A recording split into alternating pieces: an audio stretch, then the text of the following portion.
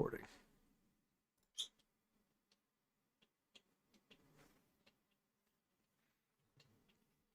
Okay, hello and welcome everybody. This is D.H. Thorne with my typical classroom guests. I hope everybody's doing good.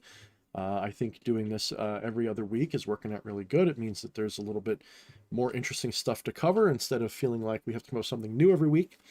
It's a little bit easier to come up with something new, so that's a really good thing. What have you guys, before we really get into it, what have you guys been doing? Have you guys done anything magical, any spirit work, anything of interest to report, or have you guys been just laying low? What would you guys say you've been doing? It's definitely Who's going been first? Oh, go ahead, Harvest. Oh, no, you go ahead, darling. It's kind of been really focusing on grounding out, bringing my magic back to the real. These last couple of weeks definitely had quite a bit of shadow work. Upside down tower card day before Halloween, so made it through that. But the shadow work is invaluable. So that's true. Divination's really important, isn't it? Yeah. Even if it doesn't tell you what's going to happen, just going, well, I better make sure I have my hatches battened down and I'm ready to be aware of everything is always a good thing. What about you, Harvest? Well, you experienced a little bit of it, remember? Yeah, I do. But it's been 2 weeks. You haven't bounced back yet?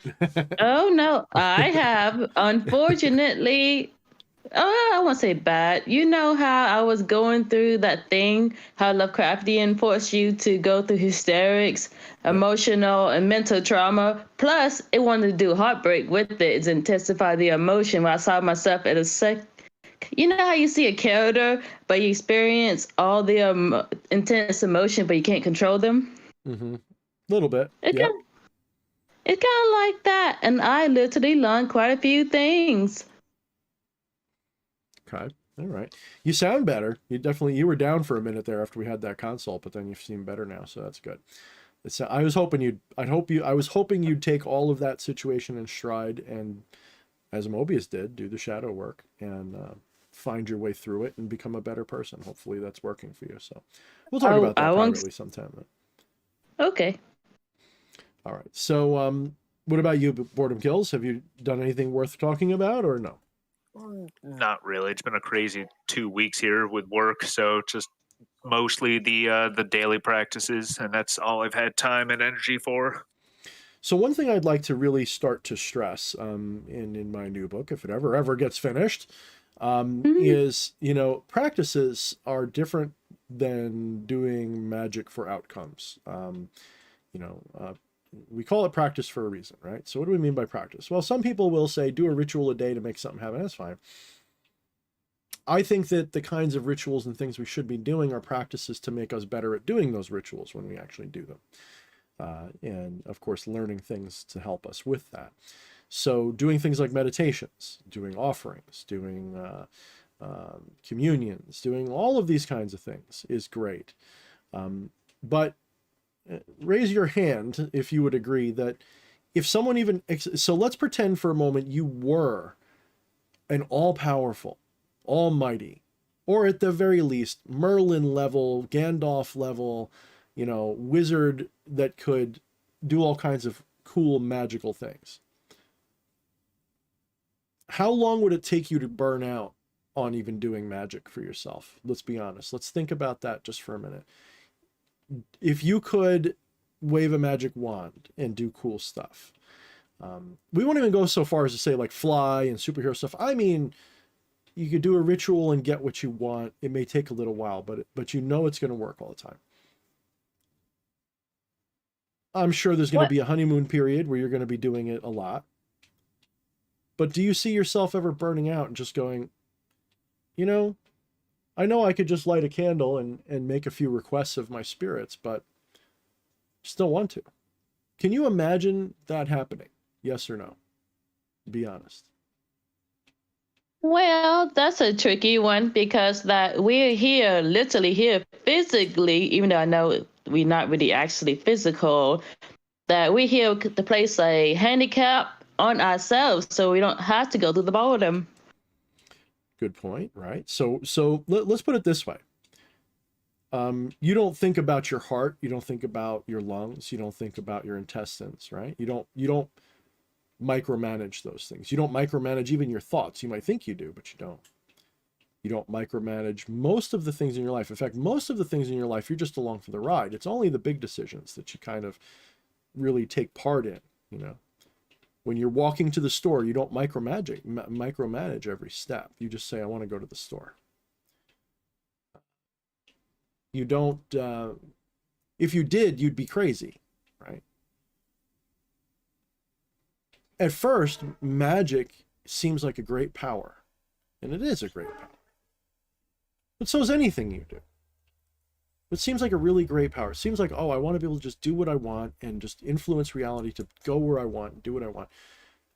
But at some point, you're just gonna be like, you know what? I don't want to influence everything. I want to be surprised a little bit. I want to have an adventure. I want to just let things be. This is kind of hard for beginners to comprehend. They think, what are you saying that you don't do? Well, no, I even when I was practicing in the heyday of my beginner level, I didn't do rituals for outcomes every day, not even once a week. It was just once in a while when I felt this urge, when I felt this strong pull to change something or to align with something that's going on or to commune with the spirit. In a lot of ways, you know, thaumaturgical magic, which is causing miracles to happen, is very much a dead end. And this is why I did that video recently about taking a crap on thaumaturgical magic. Not saying you shouldn't do it, just I think it's a bad focus for people to have. Maybe not bad, bad's a strong word, but I think that what happens is people can burn out on it. You know how I know this? Because you guys are all eager to talk and listen to what I have to say, and you guys are here. If I did this every week, the four of you pretty much, Somniator 2, Mad Hatter a little bit less, but almost as much, you guys are here pretty much every week. And every week we talk about some magic. Sometimes I give you really good things to try. Maybe, well, I think they're good. Maybe they're not that great for you, but I think they're good. And things to experiment with. And this is not a criticism. This might sound like I'm going there, but I'm not criticizing. And every week I ask you guys, what have you guys done? And I get a mostly no, mostly nothing, mostly a nothing.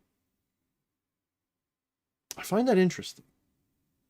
I find that very telling. I find that really insightful. It makes me wonder, why are you here? What are you trying to learn? Obviously, it's not to manipulate your world very much, is it?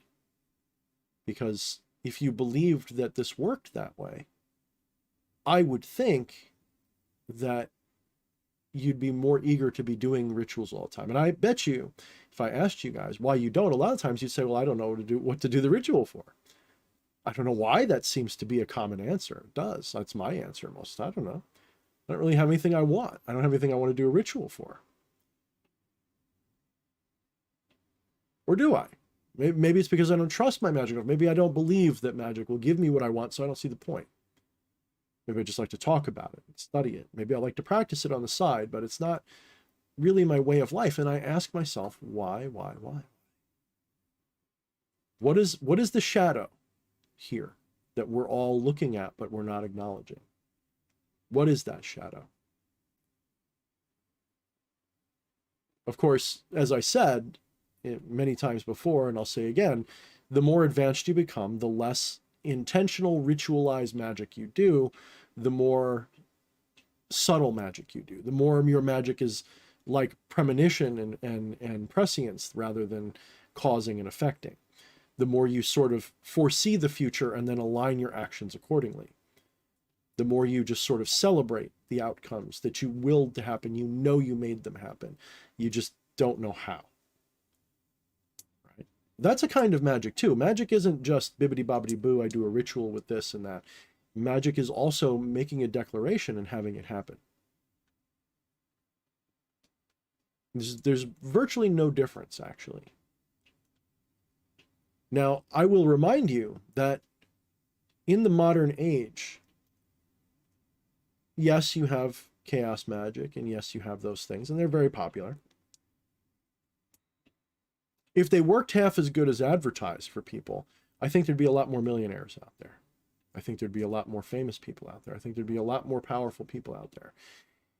Meanwhile, a lot of them don't do that, either because of choice or because they can't, or both. Maybe they can't because of a choice. When you look on, say, for example, the Chaos Magic group, and you look around and you see people posting, I don't see a lot of millionaires. I don't see a lot of people with huge success. I'm considered a success. Ironically, I've done, compared to a lot of people, less magic than most people. That is to say, I've done, since I got back into this in 2018, for myself, I've maybe done 4 major workings. And all of them worked. Hence, I'm here doing this. I wrote my books based on it. Now, when I say workings, I mean thaumaturgical outcome. Looking for something to manifest specifically. So, if I'm here as a teacher telling you, asking you, when was the last time you did a ritual? And pretty much by and large, you all say, I don't know. maybe not in a long time, maybe, or if you did, it's for something small, right?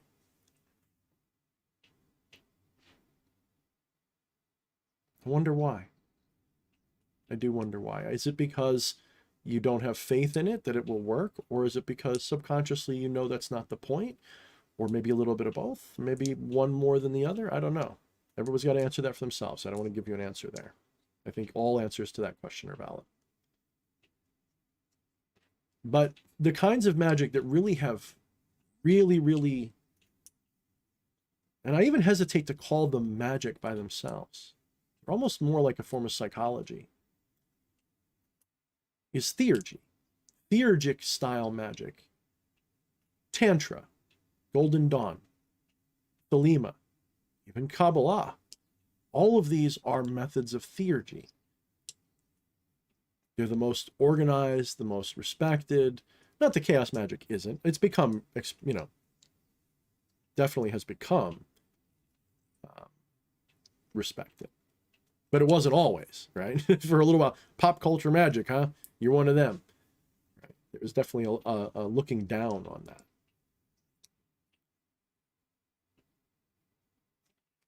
So what is it you're trying to accomplish with magic? Why are you here? Especially since we're coming up to a period where I still don't know. I'll be finding out probably in a week or two what my schedule's going to be. Whether I'm going to have to change the class to a different night or put it on hold till January. Hopefully I'll still see a lot of you guys again in January.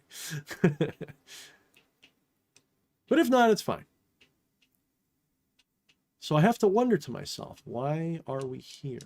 Is this like a sermon? Is it like a private sermon? What is it you hope to learn? Is it you're looking for inspiration? Are you looking for lessons on how to? Of course you're looking for that. But is that the real nitty-gritty reason? Because then I would ask, well, what's stopping you from looking on your own? What am I giving you that you can't find in a book or from a YouTube channel or just by trying?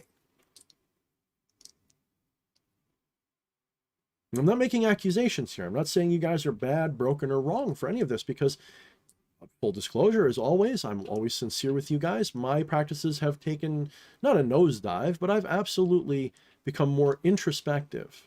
And my magic has absolutely gone underground, shall we say. I haven't been doing rituals for outcomes. I've been doing soul searching, internal soul searching for the last 6 to 9 to 10 months, whatever. Pretty much a year. I think we know some of the reason why. Not all the reason. It's not the entire reason, but some of the reason. I'm very distracted. That's part of it. I also had done a ritual when a lot of this crap was going on, especially the political stuff. It wasn't even a ritual. It was another one of those moments like the bush when I had my enlightenment moment. It was a little bit like that. It was very profound, and I felt like I shifted into a reality. And it reminded me of in Avengers when, I hope I don't spoil it for you guys, but when Doctor Strange sees all the different timelines and says there's only one where they win. And it means they have to lose for a little while. And I wonder, because something had happened, I think I told you guys about it, and if not, I probably won't today. But I had sort of a vision and felt like I shifted into another reality where eventually what I really desperately needed to see will happen. Did I shoot my load on that? Because it's a big change that I'm looking for, a very big one. More than just subtle little things, more than the stuff that everyone's upset about now. Long-term, big stuff. Big stuff. And it looks like it could happen still. It's on the table. And I didn't set a time limit on it. I just said, before my doom, before my death, I want to see this thing happen. It's almost like, did I burn out? Did I use up what little magical energy that I really had left? Did I blow a circuit doing this? Maybe I did. Maybe I subconsciously made a pact with myself. I'll give up magic entirely if I get this one thing. Or until I get this one thing, maybe. I don't remember saying that. I don't remember thinking that, but maybe some part of me really felt that. It's a worthy sacrifice for the thing I asked for, but that's my own shadow I'm talking about. What's your shadow? What's your reason? What are you looking for? Why are you here? You're looking for a religious experience with spirits? Is that what you're looking for? You're looking for a god to worship, or proof that they exist, or proof that you have an afterlife waiting for you? I can't prove that to you.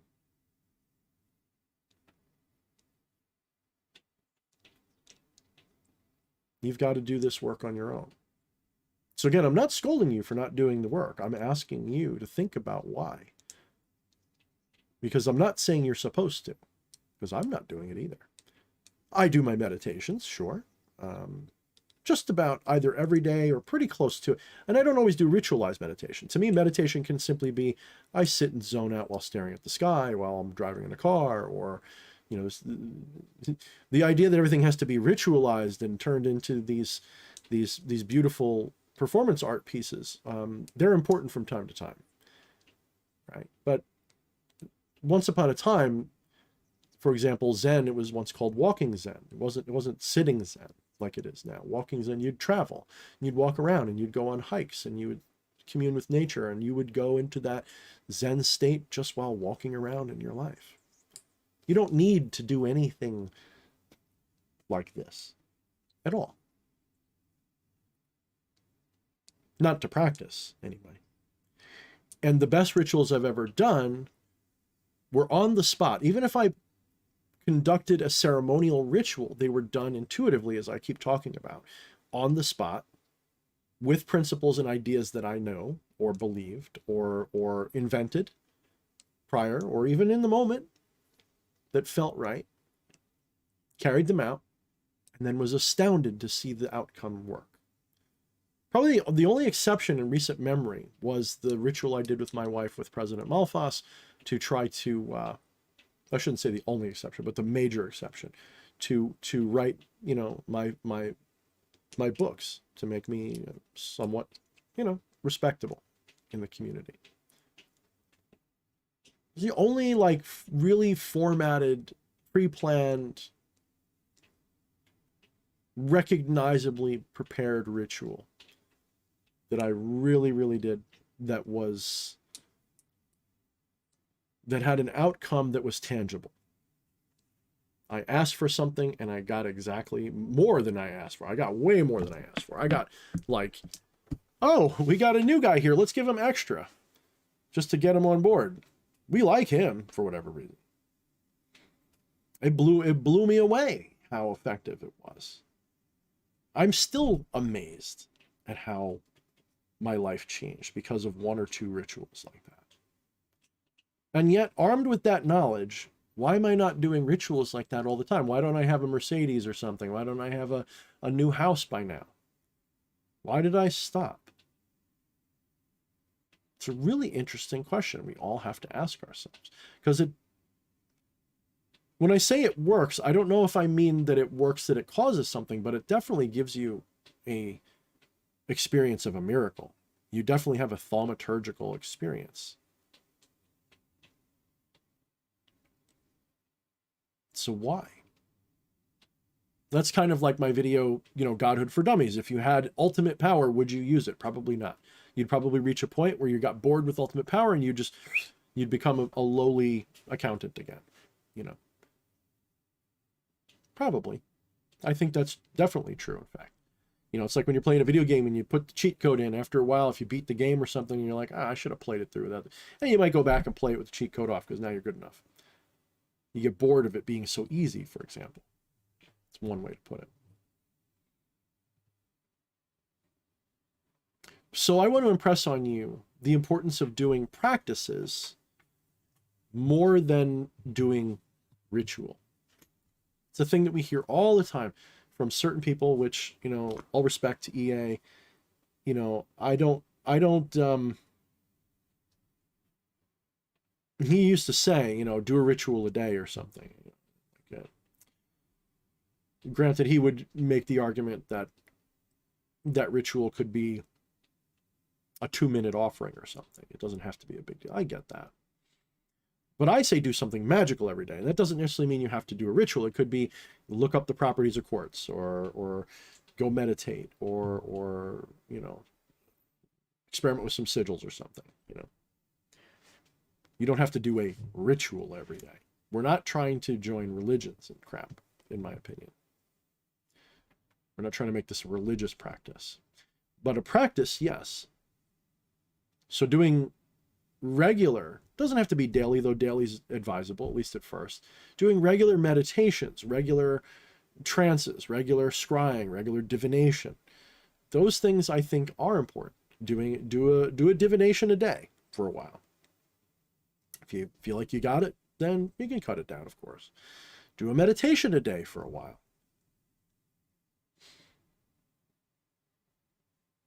But again, what are we doing here? I think we're trying to, ultimately, even thaumaturgy is, so my philosophy is between thaumaturgy and theurgy. Theurgy is what you do to ascend, to become aware, or rejoin, or whatever lingo you like to use for your enlightenment and non-dual ascension ontology.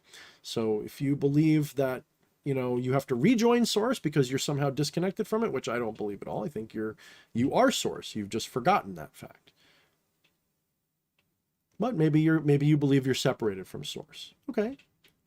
So that means your even your thaumaturgy, your miracle working, is really a lesson in theurgy, because you're remembering your godliness, your divine nature. And you're becoming that much closer to a god by doing so. Or if you're just a regular old non-dualist like me and you believe you're already that, you've just forgotten, then this is a way to remember that that's what you are. Okay. So the goal doesn't really seem to be all these material things that we do magic for. It's not really, it doesn't seem to be, you know, changing the world. That doesn't seem to really be our point. Maybe it is for a beginner, of course, but I don't consider you guys really beginners. Maybe you have a beginner's mindset. Maybe you don't know as much, or think you don't know as much. Maybe you haven't had a lot of success yet. But we've been talking for almost a year now. I can't really call you guys beginners, even if you still don't know a lot. You've been eagerly listening to me, and I'm sure lots of other people. And I know some of you practice a little bit more, especially some of the people who aren't here every week. I can't consider you guys beginners. So it's not about that. You're not here to learn from me because I'm like a professor and you're a freshman or something. You're really here to participate, to be part of the something, to join with something, to learn something, to experience something, to be inspired, like I said before. But only you know really more than that, really what it's about for you. This would be a terrible way to sell somebody on the program, of course, to be like, hey, I don't even know why you're here. Why are we here? It's almost like I'm saying we're not doing anything yet. I bet you if I were to pluck you out from today and go back to the first time we talked, I'm sure a lot of you guys have a completely new, different, and improved perspective on things. I could guarantee that. I hear it in Harvest, for example. Harvest has picked up on a lot of the nuances. I'm not saying you guys have memorized everything, and you shouldn't, but I've got you guys thinking. To me, that's a much more important goal than you've memorized another way to do a Kabbalistic cross or something. You can learn that anywhere. The internet is full of different ways to do bibbity bobbity. I really want to get you guys past that because I think you can find that anywhere. I really do. I think that that's dime a dozen. Look up sigils just on Google Images. There's millions of cool sigils you can play with. You don't need to make a new, right? You don't need me to teach you a new sigil. Make your own if you want, but my point is that there's just endless stuff out there if you know where to look.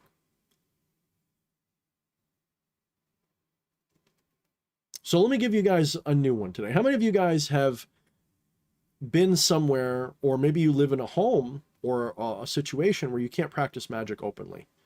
Or maybe you've been somewhere and you've wanted to do a ritual, but we're like, well, I don't have everything I need. Now, you know, my first impulse to tell you is, well, you don't need all that, of course.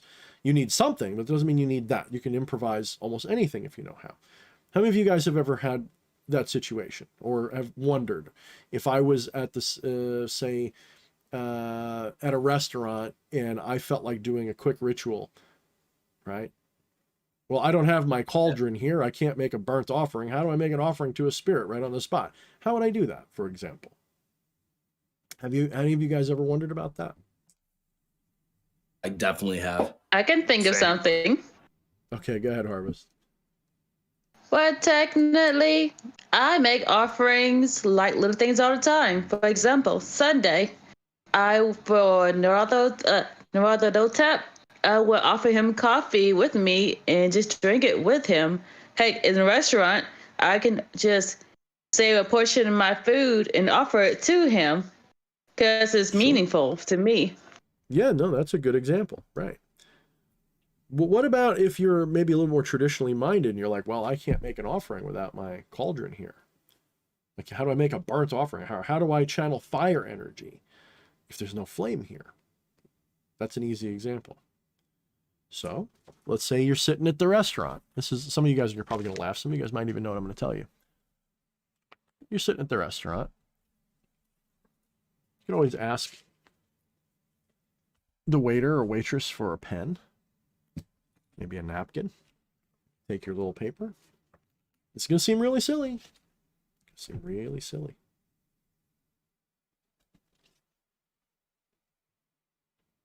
You could sit there and just sort of let yourself go into like a little bit of a trance.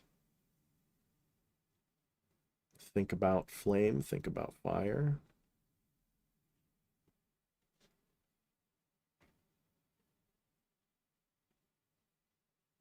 Don't worry about necessarily what it looks like. Just keep fire on your mind.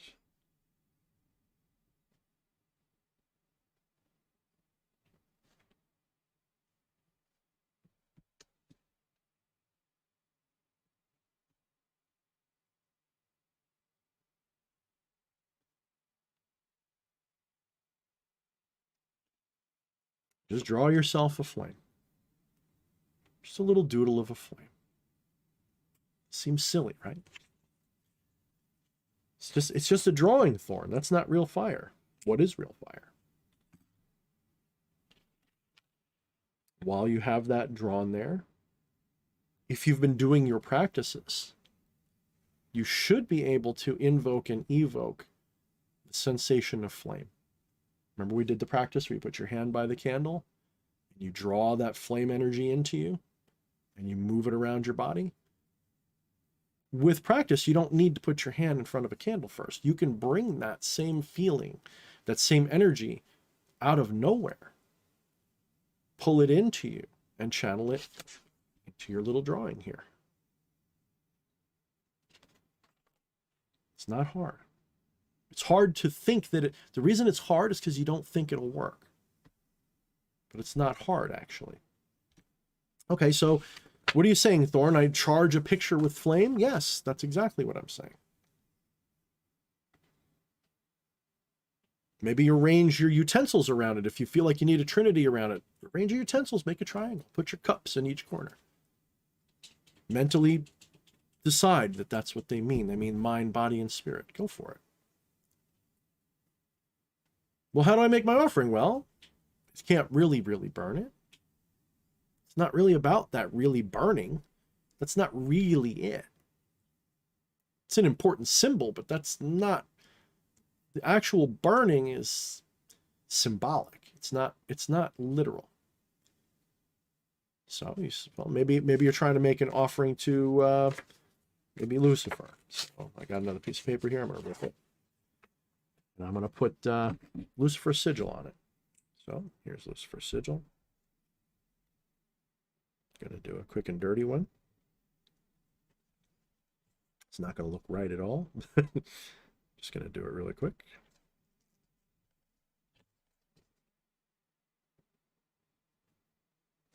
Pen's running out.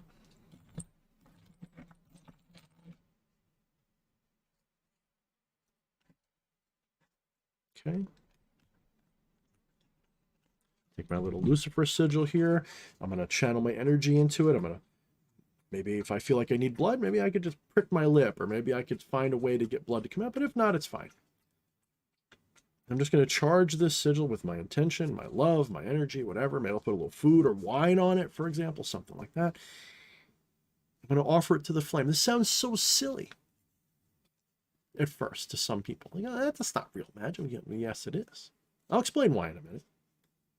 So you have your sigil and you have your flame, and you just start tearing it up into small little confetti pieces and just put them on the fire.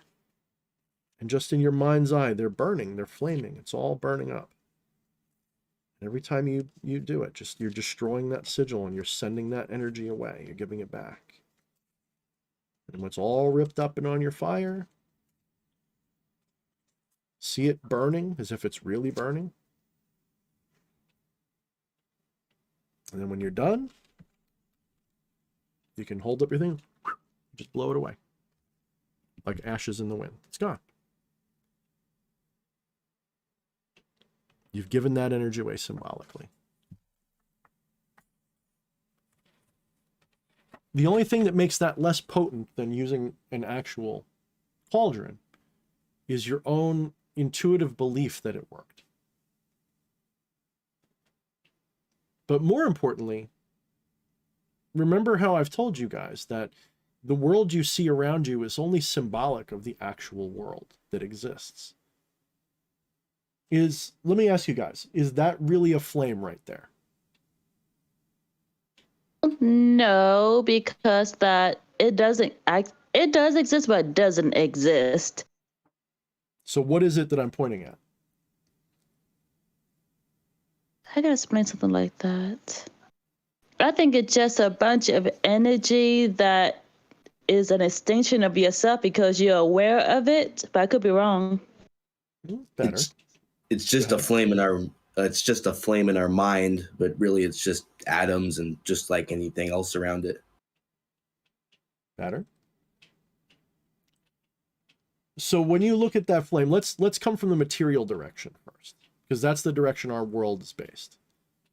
Our modern world is based on a material, basically death up rather than spirit down.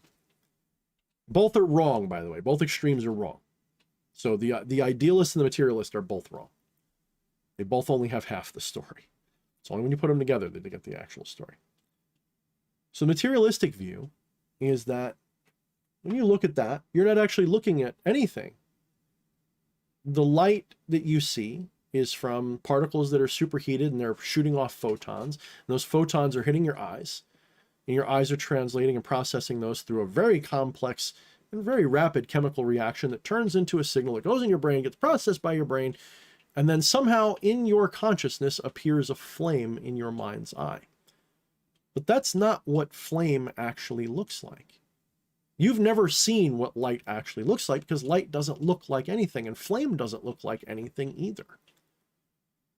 Light is a phenomenon, true. It's a detectable phenomenon, but that detection isn't the genuine article either. It is a phantasm in your mind's eye. It's all an illusion. So what you're looking at is not actually a flame. You're looking at the mind's eye symbol for flame. You're looking at a symbolic representation of whatever it is that flame really is. And you can never, ever truly see flame for what it really is. You have never seen flame for what it really is. You have never even seen your own face for what it really is. You've only ever seen, at best, a projection of things after a very long chain of interactions. And that's only assuming the material perspective is right, that there is a reaction going on at all. So a good example of this would be clap your hands. Everybody clap your hands for me. I'll wait. Okay, hopefully you all did it. Did you feel it? A little bit, but is it real? Did you hear it? Did you see it? Well, you didn't actually hear the clap, and you didn't actually feel the clap, and you didn't actually see the clap. What you heard was, again, in the mind's eye, a reaction to your eardrum being stimulated by a pressure wave. You didn't hear a clap, you heard a pressure wave. And I would argue you didn't even hear that. You didn't see a clap. That was, again, photons. That's not actually, you didn't see the clap. You saw light. You didn't feel the clap. What you felt was the nerves in your hands being compressed. The clap doesn't exist in a way that you can rationalize. You can only point to what the clap might be based on these secondary effects. All of your reality that you see is a secondary thing or tertiary thing, even maybe even, you know, what's higher than that, right? It's kind of like this. Take a pen and poke something. And you can kind of feel that you're poking something, right? Well, that's exactly what your brain's doing. You're not so when I take this pen and I rub it on my hand, am I feeling with my hand? Am I feeling my hand? No, I'm feeling what the pen is doing. This is a probe. This is I don't actually feel my hand, yet interestingly, I feel a lot of detail. I can feel the bones. When I feel the bones, I can totally feel the bones through the pen. Try it. Pick up something like a pen in your presence. Pick it up right now and rub it across your hand. In this hand, I feel a lot of detail. I can feel the knuckles very clearly. I wouldn't have to look. I know those are knuckles. Not just because it's my hand. I can feel the difference. I can feel the difference between the meat over here. I can even feel the hair a little bit through the pen. So what am I feeling? Well, I'm obviously not feeling the back of my hand, am I? I'm feeling the pen. The pen's vibrating based on what it's touching. Well, if that's true, I'm not feeling the pen, I'm feeling my hand. I'm not feeling my hand, I'm feeling my wrist. I'm not feeling my wrist, I'm feeling my arm. I'm not feeling my arm, I'm feeling my elbow, and all the nerves and everything in between. I'm feeling that. Wait a minute, I'm not feeling that, I'm feeling my brain. So consciousness is feeling the brain, it's sensing the brain, and somehow that turns into all of this. Okay. So let's take what I just said, not for granted. Let's really think about that. If that is true, is that the flame any more than this is the flame? Are they not both a symbol for fire? You say, well, it's a different symbol. Yeah, well, it is a different symbol. True. It lacks some of the detail of that flame. Did this have all of the detail that this would have?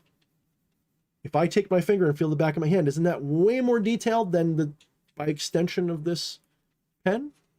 Sure. Does that mean that it was any less? No. I was still feeling it.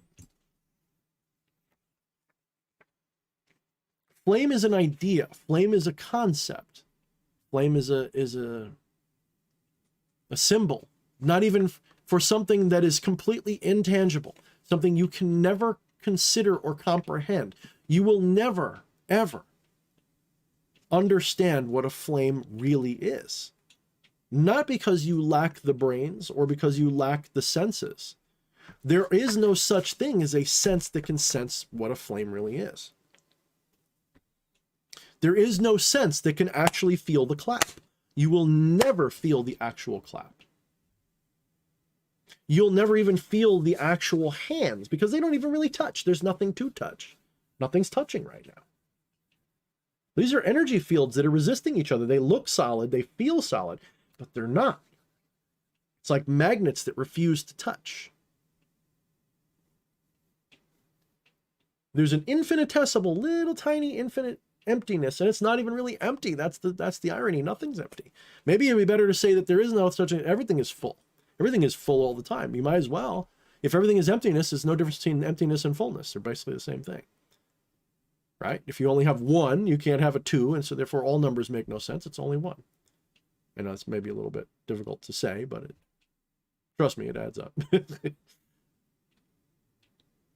So if there is no real fire, so if your cauldron is just a symbol for what flame really is, right?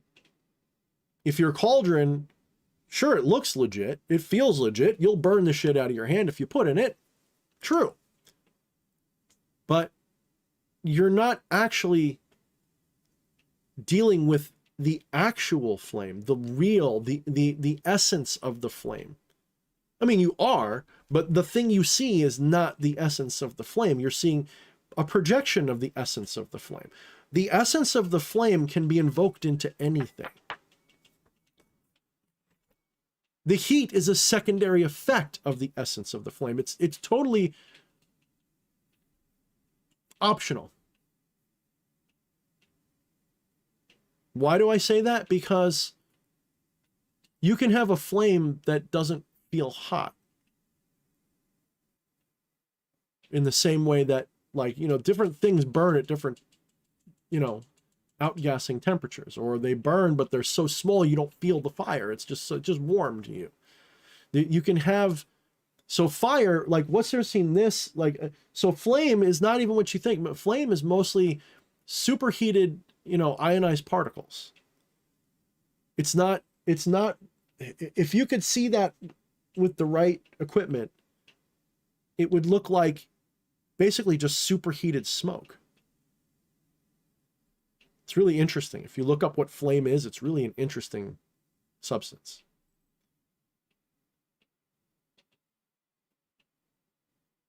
So you can invoke any energy or evoke any energy into and through just about anything. What it requires, though, is that you have a working realization that what you see, hear, experience, taste, touch, smell, blah, blah, blah, blah, blah, and everything you intellectually know about it is all just linguistic and symbolic representations of something that by itself has no conceptualization at all. Even so we think of, like, oh, well, that's really a fire. Well, what is a fire? Well, it's a word, really. It's an image, it's an idea, it's a symbol. It's not actually the flame. But there is something there. There is something behind the flame. There is something that's making the flame manifest for you. There is something that is projecting the flame. And that something is intimately connected to you. It's already part of you. It's only because of your mortal delusion you think you're separate from that flame in the first place. I say this all the time, and most people think of this in a material sense. They think, oh, well, I only think I'm separated from it, but there is some distance there. Here's a quick thought experiment for you. Imagine you have a light behind you and you stand facing a wall. So you're casting a shadow on the wall. And imagine, like in Plato's cave, you've completely lost and forgotten that you are not that shadow. You believe you're that shadow. You've been looking at it for so long, and since it mimics everything you do, there's this weird thing that happens, and you believe you're your shadow.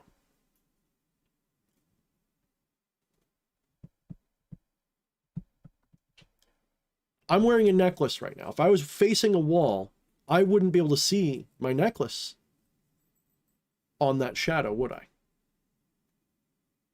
It would seem like there was no necklace there. All I would see is just my silhouette, right? And yet, if I moved my hand and touched the necklace, I would feel it, but I wouldn't be able to comprehend that it's there because I wouldn't see it on the shadow, right? I would have no sensory knowledge that it was there, except I would feel it with. So it would be almost like my shadow. If I believed I was my shadow, it would be like I reached inside myself and found something that I cannot explain and felt it there.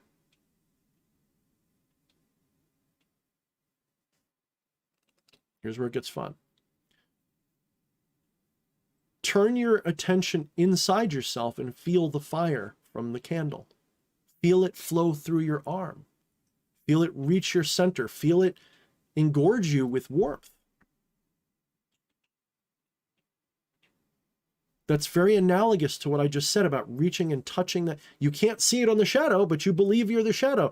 You don't realize that you're something else. You're projecting this, or it's being projected onto you, however you want to look at it. The thing that you think is over there is inside you. It's part of you. It's already part of you. Just like this is part of my presence, and I can reach and touch it, but I can't see it in my shadow. I can reach out with my consciousness and touch that flame and bring it, move it around just like I move my necklace around.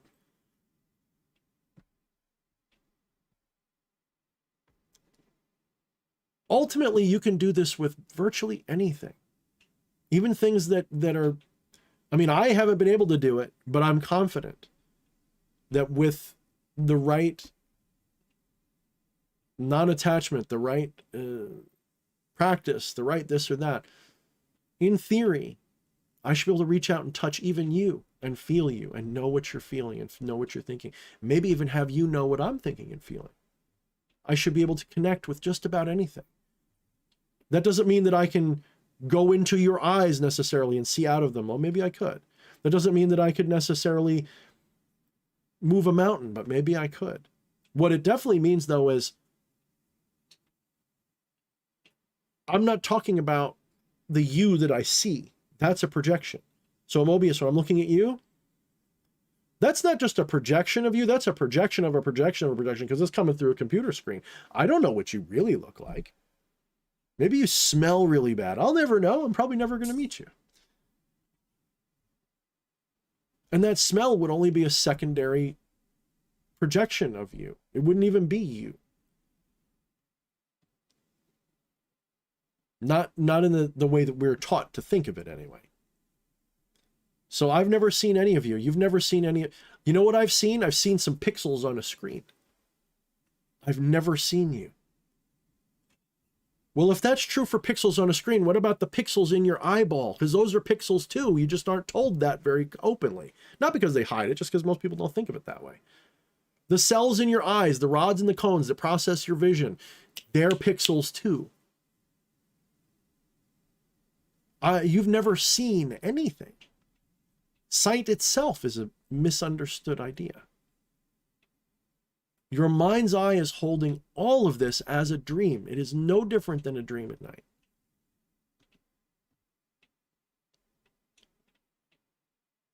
But you can reach a point where you can connect to the invisible world, the occulted world. It's occulted behind this bright, blinding lie. Just as you can connect to that flame and feel it and know it's there and feel it in your body and move it around and potentially put it in this.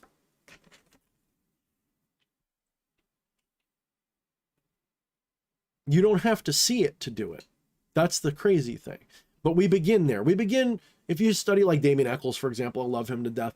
He'll tell you to like visualize the energy shooting around, whatever that means for you to see it, hear it, feel it, blah, blah, blah, blah. Fine, but that's training wheels. I'm not saying don't do it. Just because it's training wheels, I mean, sometimes you have to stay on them for quite a while. But that's just training wheels. All those visualizations, eventually you can let go of even that. So there's a meditation that can be done in which you meditate on something invisible. What does that mean? Well, we're not going to sit here in silence for an hour while you do it, but I'll explain it briefly. More or less, you set yourself up into a meditative state, whatever way you like to start. Relax, sit down, lie down, whatever. But really focus, and I want you to focus on something invisible. What does something invisible look like? How do you know it's there? So imagine that there's something that is perfectly invisible. Now, I don't mean like the Predator. You don't see a shimmer around it when it moves. I mean, it's literally, it cannot be seen. It is literally invisible. It has no visual element to it at all whatsoever.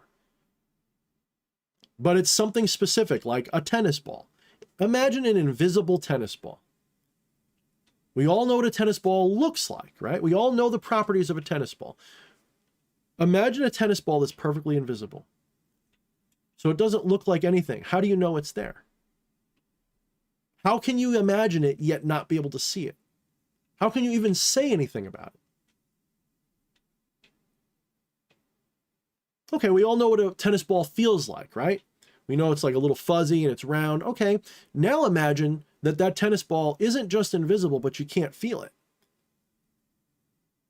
Well, now how do you imagine it? You still can. You can still be aware of it existing. You just don't have a visual or a sensory component to it. Do you know how I know that you can still be aware that it's there? Because where did it come from for me to think of it in the first place? Did I see it or feel it before I became aware of it and was able to speak about it? Did I have to pick one up in my hand and go, aha, a tennis ball, that's what I'll use? No. Something subconscious knows what a tennis ball is absent of all of those details. It knows its true form, if you will, its true name, if you will. I think there's a misunderstanding about true name. Like when we talk about like Egyptians, I'm sure they did use names for everything, but I think the deeper truth of the true name is the understanding that everything has a true form, and we name that. And that name is the communication of it. It's a symbol for it that allows us to communicate and play with it. But the name itself is irrelevant. You could call it a blah blah. Doesn't matter what you call it. But the true name means its vital essence. It's not a word. It's not a sound. It's not something you could say. It's that unspeakable, invisible, unfeelable truth behind it. You know what a tennis ball is absent all of the details of a tennis ball. I promise you that you do. Because subconsciously, that's where it comes from. Your subconscious mind, in a non-linguistic, non-verbal, non-visual, non-sensory way, knows what a tennis ball is, and the other side of your brain goes, aha, tennis ball. It communicates it to the other side that does all the talking. And then that's what creates the images and talks about it. But your subconscious knew what it was without all that.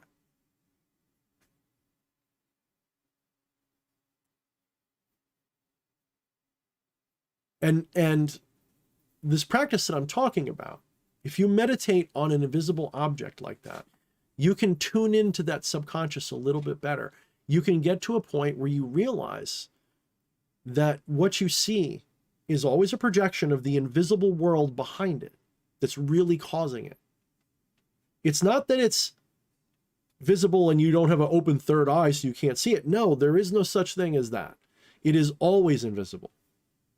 It is always oblivion. It is always nothing. It is always unknowable in an academic or sensory way, but you can be aware of it anyway. And this sounds like a really big paradox, but it's totally provable. It's just difficult to get there from a language. So I want you to try it. I want you tonight, tomorrow, whenever, I want you to try to meditate on something that is known to you, like a tennis ball, but begin by making it invisible. Maybe even place it in your environment. Put it right on your table. Ah, there's my invisible tennis ball.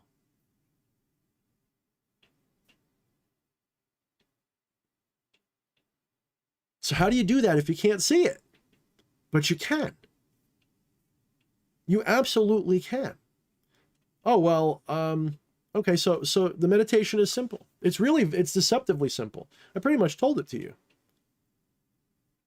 Try with all of your intent to imagine something invisible, untouchable, unfeelable, with no properties, but know it's there.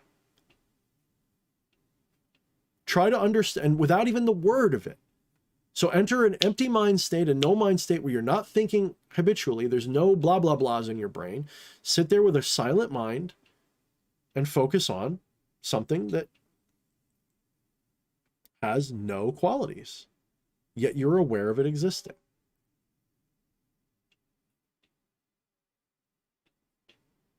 It's like trying to imagine nothingness.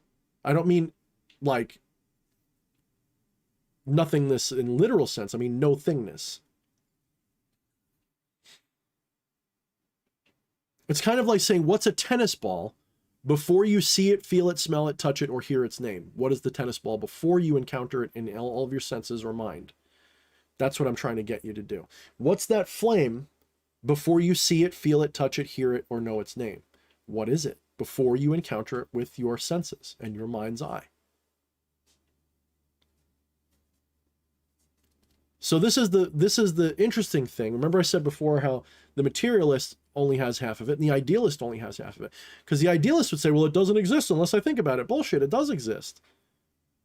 It's just not that thing because you haven't associated yet. It's kind of like if there were no humans on Earth, would that still be a fire?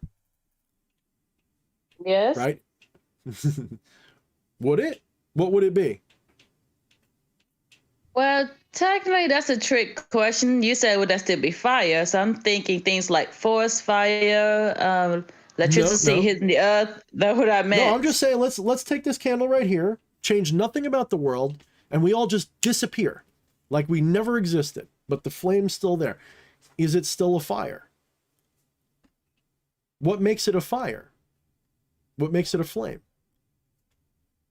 The ideal of it, or the symbolism we give it. Exactly. So if you're not there to see it, that doesn't mean nothing is there. It just means the flame is gone, because the flame is a projection in your own mind. So the idealist only has half of it right. They think, well, if I'm not there, the whole show goes away. No. Just the overlay goes away. Just the illusion goes away. Whatever this really is always there. It never goes away. So the idealist thinks they create reality. No, they create the matrix of reality. They create the overlay. They create the illusion of it. But its true essence, beyond even the Platonic form, because Plato's forms is really, he gets it only so far. He can't get past that. He's still thinking in terms of properties. Properties are a detection. They're not the thing itself. Think of it like an electron, okay? Or think of it like a photon. A photon is not actually light. A photon is a detection of what light is. When people say, oh, there's photons coming out and they're shooting around. No, a photon is actually the detection of light. Photon's a theoretical object. It doesn't really exist. A photon only exists when it hits a detector. That's the only time a photon exists. Other than that, it's just a theoretical thing moving around. And when you detect it, the photon is destroyed. It goes away. It becomes something else. Right? To detect a photon, it's got to hit something like an electron field, an electrical field, cause a reaction, cause that reaction to be registered. So the photon's gone the moment you detect it. It ceased to be. It cancels out. The same thing applies to everything. I can play this game with every sense and everything that you've experienced. And when you think about it, this is this is directly out of my book, by the way. This is one of the most important things, in my opinion, that you can figure out, that you can focus your energy on, is realizing just how illusory this everything is. Why is that important? Because when you realize how illusory the stuff is, this isn't quartz. What the fuck is quartz? I don't know. It's a word. But there is something here. And it's making this what I feel. It's making that possible. But what I feel is not the quartz. I have no idea what quartz really feels like because quartz is an illusion. It's like the spoon thing again. You can't bend a spoon because the spoon's not real. It's an illusion. You have to bend. So for magical purposes, whether it be just to ascend into your divine self or to cause mysterious, spooky, synchronistic magical miracles, it is absolutely vital to recognize that all of this is an illusion, which is easy to say, but you really need to get down to it. You really need to destroy that. Like, that's why people do psychedelics, because when you drop a fucking heroic dose, this world goes away. I haven't done it, but that's what people report to me. This world goes away, your ego goes away, and you're off in La La Land. You're meeting machine elves in another dimension. And it's just as real as this one, but it's obviously something else. So this world is a hallucination in your mind's eye. And I don't mean your brain's mind's eye. I don't mean that. That's the materialist talking. Materialist thinks that reality is a hallucination in the brain. No. The brain is a hallucination too. Consciousness, if there is a brain at all, if there is anything here at all, literally here at all, consciousness is watching the signals in the brain. It's not watching the meat. Like if people say, oh, I feel my hand. No, you don't. You feel what your brain does with all the signals that makes your hand appear in your mind's eye. Your hand doesn't exist like your brain thinks it does. Your consciousness takes the signals in your brain and creates a hand picture. That's not your hand. If you can deconstruct this illusion so that you doubt it, it's like the Matrix, like taking the red pill. You realize this is not real. It's based on something real. It doesn't mean you like go, ha, hit me train, you don't count. It means that you realize that train is a projection of something else. Just like in the Matrix, the train would be a projection of the code of the Matrix. It's like that. But the code itself is a projection too. You can go further and further down. They never did that in the movie, by the way, which was kind of, well, they kind of did. They kind of implied it in the sequels, but I'm sure they're going to ruin it and say that it wasn't that because they're making a new one. But anyway. So being able to deconstruct the illusion of this reality, and I know I'm like a brokered record with this, but I really hope I'm giving you guys new ways to think about it all the time. Deconstructing the illusion of this reality allows you to play with it more because you can realize that I don't need that flame to invoke fire and things. I don't need that spirit to be physically here for me to invoke that spirit. It doesn't have to have a location. That's why I tell you that spirits are non-local, because they don't exist in a local place. They can be easier to see because of association with something local. You go to where your idol is for a spirit, you might feel their presence stronger there because why not? That's where all the reminders are. But I've felt spirits everywhere that like they don't have to be by my idol or where the sacred place is. Or no, I could be walking. I'd be sitting in the movie theater and see King this or that sitting in the corner watching the movie with me. It's just my imagination, imaginary friend. I don't know, but I feel like and I know it's not really there. Like physically, I know it's not. It's in my mind's eye. It just click up. I bet you he'd be sitting right there. I just go with it. I just go, yeah, he's watching the movie too. Sure, maybe that's just my imagination, but so what? But what's important is I felt the presence with me, not his location or his physical presence, because he doesn't have a physical presence, or she, or it. Spirits are non-local. You're non-local too. You've just localized your attention to right here. So you feel local, but you're not. You're non-local too, because there is no here. It's in your mind. It's in your mind's eye. It's an hallucination. Here relative to what? If that candle isn't really the candle, how can I be relative to it? So it's one illusion relative to another. That's all I can say. When you can deconstruct this illusion, it also means that the person you think you are gets deconstructed. You can only be real and exist if the rest of the world is real and exists. If that's not a candle flame, I can't be D.H. Thorne either. Because in order for me to be D.H. Thorne, I can't be a candle flame.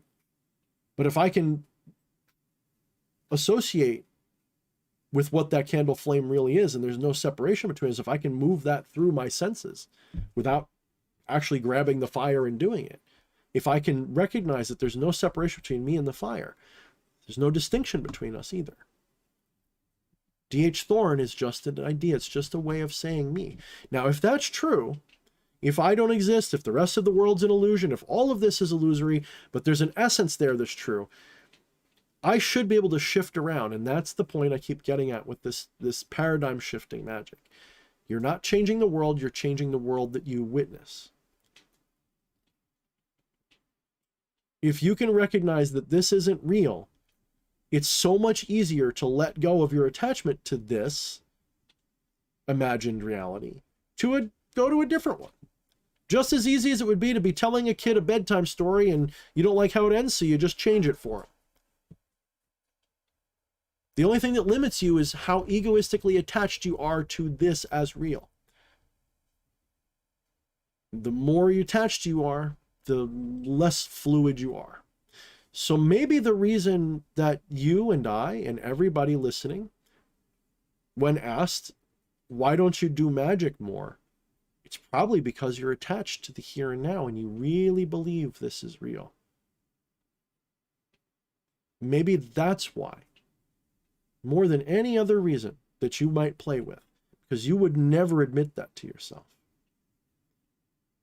Especially if you've been listening to me for a while, I'm always telling you, oh, it's not real, it's an illusion. You don't want to say, oh, well, it's because it's, it's an illusion.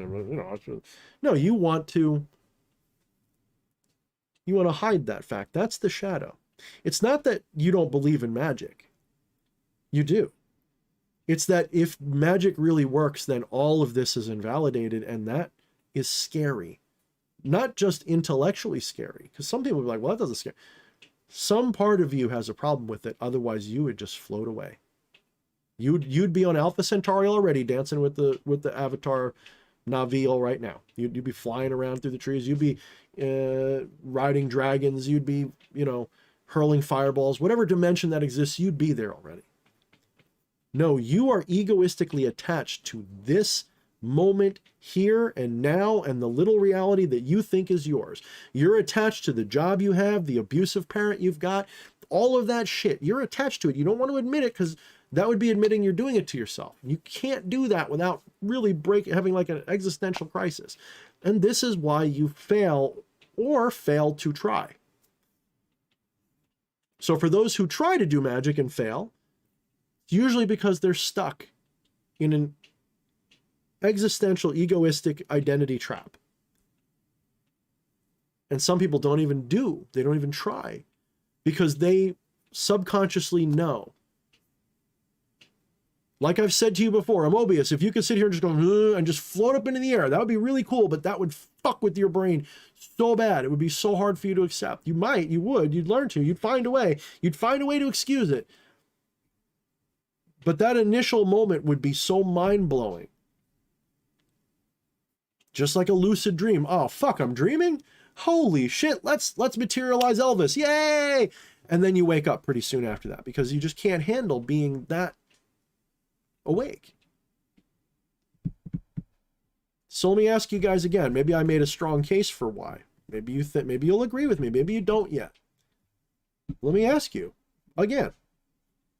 Why haven't you guys been doing any rituals lately? Why haven't you been practicing? Why haven't you been doing magic? Why haven't you done a ritual for riches yet? Why haven't you done these things? What's stopping you? What are you waiting for? Not because you're supposed to, by the way. I'm not saying that like, oh, you better. It sounds like it, but that's the Zen trick I'm doing to you. I'm making it sound like you should, but it's not. I'm asking because I you know why I say it like that? Because I bet you every time I ask you guys, I can read you guys from here, even the people who are hiding your camera, I can read the the teacher's asking if I did my homework, but I didn't vibe coming off of you. Every single one of you, every time. Did you guys do it? No, I had to, I was busy at work. I had to feed my dog. Oh, well, I did, but it maybe wasn't, you know, I'm getting sort of excuses, not necessarily defensive ones, not like you hate it, not like you're feeling bad, but you know, maybe you were lazy this week. Maybe you were busy. Maybe you, okay. Maybe it's because consciously you're busy. Subconsciously, your higher self is going, no. I want you to stay asleep right now. I don't want you to change anything. You're not ready to wake up yet. You're not ready for that mind-blowing experience. Because if you had it, this would all, it just wouldn't, it's just not time. Go back to sleep. We're not time to get up yet. Which is why I don't mind telling you, like I said, I've only had, since coming back to this, like 4 pretty big deal ritual workings that worked. I won't say which all of them were. Some of them are very public, some of them are not. 4 in 2 years. Go to Chaos Magic forums or whatever, they'll be like, I did a ritual yesterday and today, and oh, it came true, and blah, and they're all bragging about it. And it's like, yeah, right, sure. I'll see you in a week when you're going, why isn't it working again? You know, it's just, it's not, you're not Harry Potter, bro. I know you're not. In mom's basement, no less. Most of the time. So, let's take a step back. This is why I think this coming December is going to be good. If we do take off, I think it's going to be a good thing. If you don't come back, you don't. Maybe you got everything you needed. If you do come back, good for me. And I'll just keep repeating the same lessons. Maybe we'll go over something different. Maybe in January I'll be reinvigorated with some new techniques to play with. Very likely. Or maybe we'll do some candle spells and some jar spells and all that kind of good stuff. That's fun. But I want you guys to have epiphanies. I want you guys, because that's where the real magic comes from. It doesn't come from the, you know, I mean, what I could reach down and grab any book. I got a book here loaded with different rituals and spells you can do. Yeah, here's another one. And here's another one. Why do I collect these? Because I'm curious what other people think. I don't practice any of this crap. It's just, what do they do? Why do they do it? What do they use as their symbols? Why? That's what I'm looking for. And then after a while, I don't care anymore because I go, yeah, they're all going to say the same thing.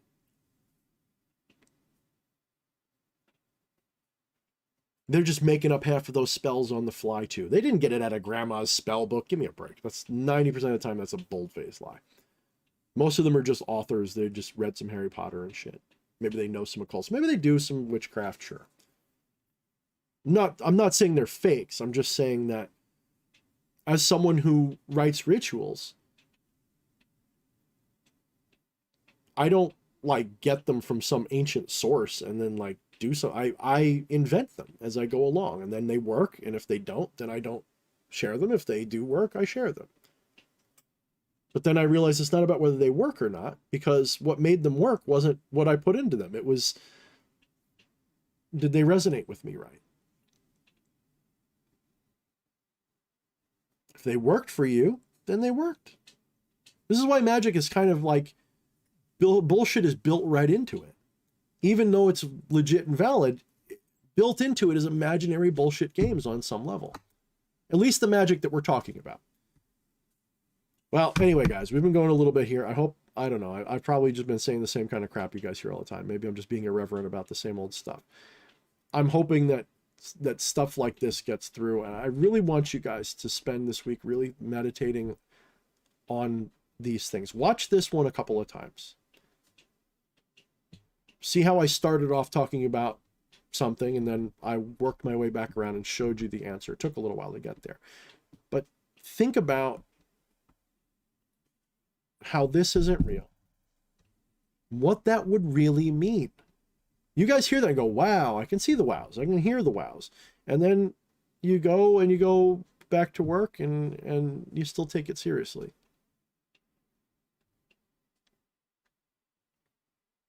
Try to find what reality looks like when you can't see it and feel it and taste it and touch it. Try to find it. What is reality without the human to experience it? What is the sound of a tree falls in the forest with nobody to hear it? Does it make a sound? That's kind of like, in a long way, that's what I just asked you to do. When it comes to the imagining something that's not there, if a tree falls in the forest with nobody around to hear it, does it make a sound? If there's nobody here to experience that candle flame, what is it? I'm not saying that whatever this is stop existing. I'm saying the flame goes away, not the essence of the essence. The true nature of the flame is always there, but the flame that you see, hear, taste, touch, smell, and experience in your mind is not there. If a tree falls in the forest with nobody to hear, it doesn't make a sound. There's not even a forest nor a tree if nobody's there. Those things exist only in our mind's eye.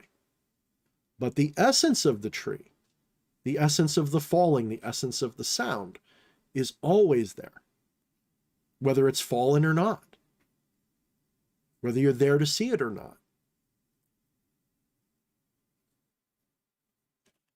Hopefully you guys will break through that wall. Hopefully maybe you already have. Maybe you've already broke through and you're just like, okay, I've heard this before. I know.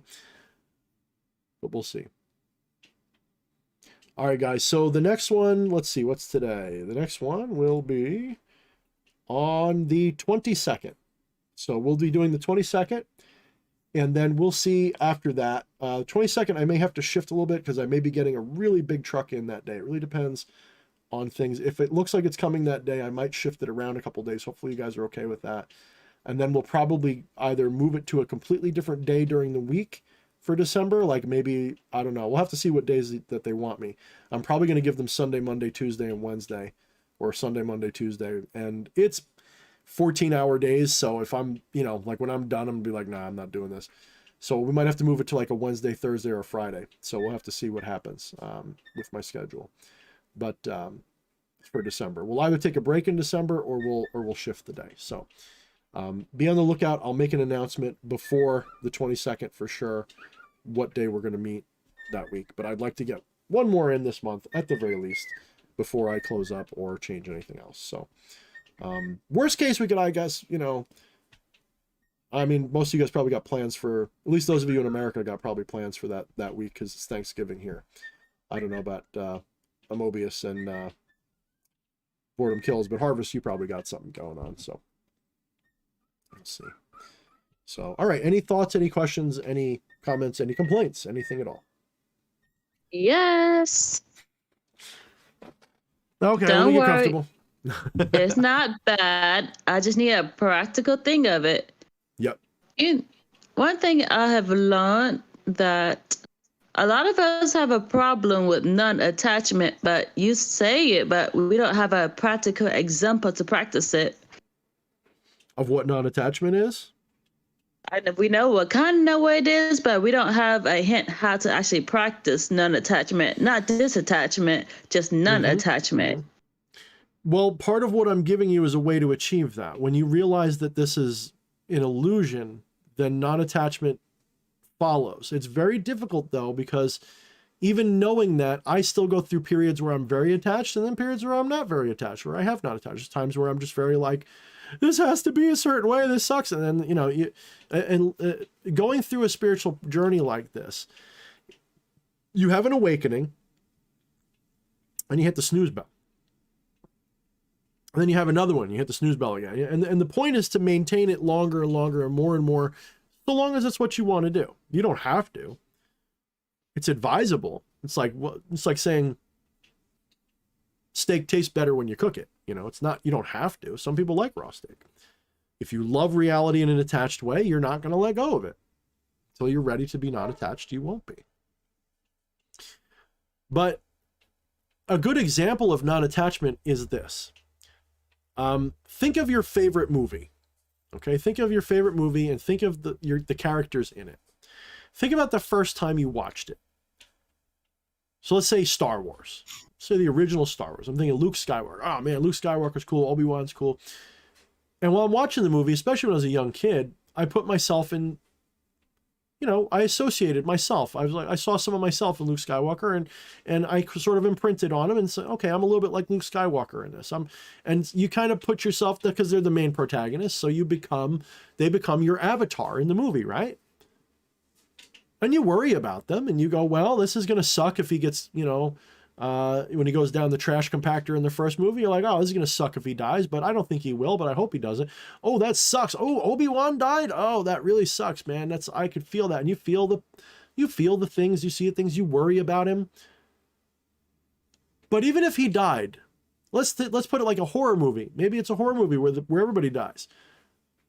You care about it, but you know what? When the credits roll, you get up out of the seat and you go to the bathroom and you go home from the movie theater and your life goes on. And that's what non-attachment is. Non-attachment is you are concerned, but you recognize that whatever happens is happening to an avatar. It's not really you that it's happening to. You can watch Star Wars, you can watch a horror movie, you can watch whatever, and it'll bother you more not finding out how it ends than anything that happens to them. I mean, take Saving Private Ryan. I often cry at the end of that movie. Don't ask me why. I guess I'm an old softie, but that movie makes me cry a lot of the time, especially the ending. But do I sit there and go, oh, I wish they didn't die? No, of course not. I just go, wow, that's a really moving story. That's an example of non-attachment in practical everyday life. When you play a video game, right? I'm pretty sure most of you, if not all of you, play video games. You'll get frustrated when your character loses, when you lose a life, or when you have to restart from a save point or something. You get mad thinking about your character dying, but do you keep playing? Of course you do. Then maybe you get frustrated and you don't play again. Well, that's fine too. That's also non-attachment. Being able to let go and not go back is part of non-attachment. If something's giving you discomfort, you just don't do it anymore. Attachment is doing it anyway. Attachment is when something gives you discomfort and you do it anyway, even though there's no good reason to do it. Like being in a codependent, abusive relationship. There's no reason to be with the person. They're abusing you. They suck. Everything sucks. But for whatever reason, you're attached and you can't let go, and you come back to them every time and they beat your ass every day. So attachment is taking it too seriously. Non-attachment is taking it only seriously enough to make the most of it. That's non-attachment. Non-attachment is respecting the Matrix as the Matrix. You still do your best not to get your character killed. You still live life to the fullest, but you also recognize when it's over and when it's time to not cling to it. Not to anything, not even the stuff that matters to you. When it hurts, be fully present in that hurt and let that hurt. See, people think non-attachment means things don't hurt. They still fucking hurt. It still hurts when you stub your toe. It still hurts when your favorite dog dies. But that same intangible essence behind the flame, the same intangible essence behind you, moves on. It says, this is how it's supposed to be. This is fine. You may kill my body, but I go on, right? So put it another way. Let's say you're a diehard Christian. You believe that you're going right to heaven when you die. Do you really care that much about your death? No, if you really believed that upon death you're going straight to heaven, you wouldn't be scared at all of death. You would resist it because you want to keep living, but you wouldn't be scared of death. You'd be like, good, I welcome it. I welcome, like a Viking going to Valhalla. I welcome you slitting my throat, motherfucker, as long as I die in battle. It's no different. That's non-attachment in essence. So how do you do that? Well, that's the trick, isn't it? This meditation is one way. Getting your consciousness to recognize that it is not this. This is not what your consciousness is. This is in your consciousness. When you figure that out fully, you'll still probably go back to thinking it's the other way around because it's so convincing. But you'll know, like a little splinter in your mind. Here, I'm doing a Matrix quote again. I haven't seen it in a while. I think I need to. like Mobius says, like a splinter in your mind, you'll realize that this isn't right, that this isn't real. And you'll always come back. That's why I tell people, when you have a non-dual enlightenment moment, when you wake up a little bit, when you hit that, even if you hit the snooze alarm, you can never go back fully to that mundane, dual, attached sense fully. You can't go, you can go back to it temporarily, but you don't live there anymore. The place you visit, you don't live there anymore. And you come out of it pretty quickly. Like my temper has gotten, like, I'm not saying I never get mad. I still get mad. But you can ask my wife, like, I cool off very quickly. I can't maintain anger or hatred for very long, even against people who deserve it. It just makes me ill and I don't like it, so I don't do it. And then I just don't care. I just let them be assholes. They don't matter. That's not attachment again. So how do you do it? Again, recognize this isn't real. That's easy to say, but that's why I keep trying to give you guys, every time we talk, a lecture on that. Because when you realize it's not real, so attachment actually makes magic impossible, by the way. The more attached you are, we all know this. If you do a ritual and you're attached to the outcome, it never happens because you're so busy worrying about it. All the energy never gets released, and you just stay fixated on the here and now, and it never manifests for you. The only way to get magic to really work is to almost not care if it works at all. Is to do it literally just for fun. Is to every major breakthrough in magic I had, with one exception, and that one hasn't manifested yet, was done with me in a very aloof, non-attached, don't care if it works, this is just fun to do kind of mentality. Only when it becomes, I need this job, does it seem to fail. I'm not saying it will always fail, I'm just saying that's when it seems to be the less likely to work.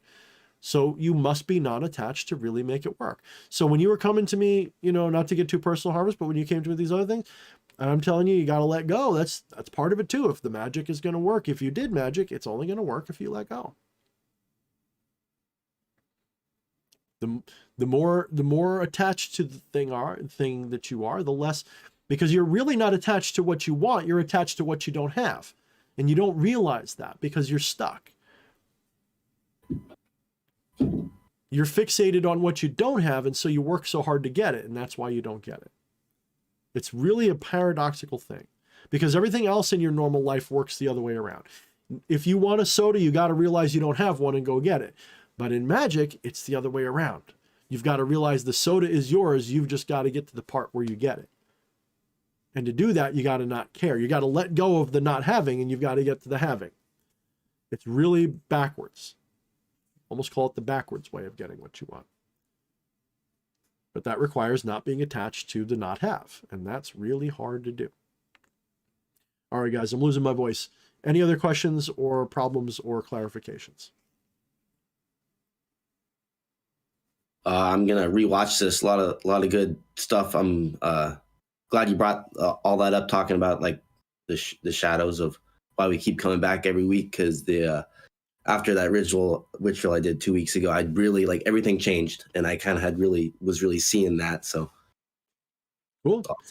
Hey, I mean, I like I say to everybody, I love your money, but leave, go, shoo. When you're done, go. When you get what you need, go.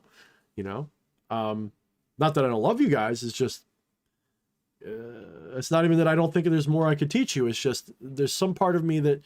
I have a tendency to cut cords a lot. I don't know if you notice. I have a tendency to be like, nah, don't be attached to anything. Don't be attached to me either. Just get the fuck out of here. Like I feel like the ornery Zen master who's just like, no, you don't want to study here. Get out of here. So, all right. So like I said, we'll do probably either the 22nd or we'll talk about what day. Really depends on when the big truck comes in. Because if that big fucker comes in, I'm just going to go right to bed when I get home. Because that's like a good 6 hours of unloading Christmas trees, and that's going to be hell to pay. So, all right, guys, I will see you guys soon. Worst case, if I feel like that's going to, maybe we'll do next Monday. I don't know. We'll see. I'll think it through. Maybe we'll do this coming week on Monday. And that, I don't know. I don't want to just too close. Anyway, we'll think it through. I'll figure it out. I'll figure out what the best day will be. So please, whoa, please don't feel the need because you feel obligated I want I you am to obligated. You desire guys- to do it. Oh no, no. Well, it can't. Can it be both? I mean, you guys are paying me money. Doesn't mean I don't want to do it. It just means that Heck, I want to do it, but I also want to make sure you guys get your money's worth. I mean, I mean, everyone's told me $20 for this is crazy. That's such a steal. Well, I still feel like it's your $20, and I want to make sure that I'm doing my part because, there's so many people who would take advantage of you guys for this stuff, and I don't want to do that. I want to make sure you guys are getting your money's worth.